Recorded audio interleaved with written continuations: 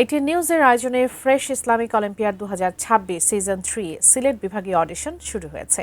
এ বিষয়ে সিলেট মহানগরীর ইমজার হল থেকে বিস্তারিত জানিয়েছেন প্রতিনিধি কামরুল ইসলাম মাহি।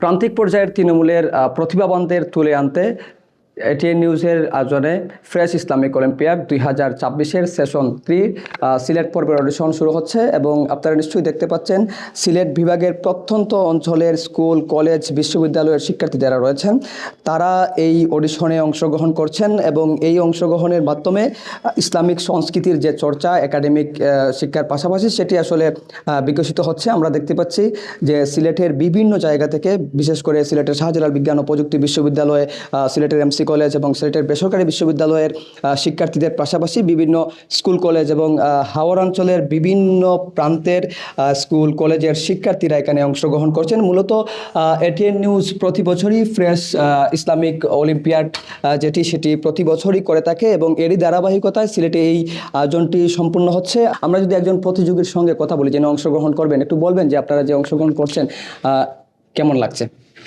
ধন্যবাদ।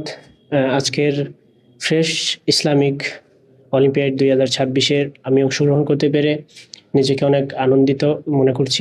নিশ্চয়ই শুনছিলেন শিক্ষার্থীরা যেমনটি বলছিলেন, তারা আসলে এই প্রতিযোগিতায় অংশগ্রহণ করতে পেরে তারা আনন্দিত। এখন আসলে রেজিস্ট্রেশন যে পর্বটি, সেই পর্বটি চলছে। প্রতিযোগীরা আসলে রেজিস্ট্রেশন করছেন এবং অল্প কিছুক্ষণ পরেই, অর্থাৎ 2টার পরেই কিন্তু আমরা মূল অডিশনটা শুরু করব। তো এই ছিল এখানকার সর্বশেষ।